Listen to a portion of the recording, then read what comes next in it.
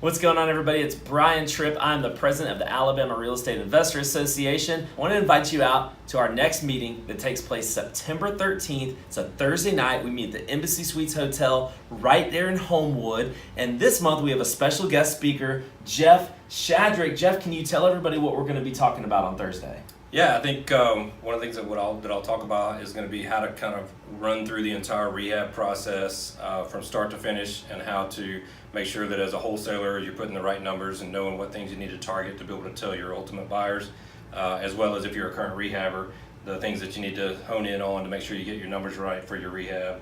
Most people get in trouble on rehabs just underestimating their numbers, so we want to make sure that you've got the right tools to be able to put those structures together. Incredibly relevant topic, and we're excited to have Birmingham's own Jeff Shadrick. Jeff, how long have you been in this business? 20 plus years. 20 plus years as a contractor, home builder, Right. In this business, in our area, in our local area. So I think come on out to hear from Jeff on Thursday night, September the 13th. We meet at the Embassy Suites Hotel right there in Homewood. We can't wait to see you there.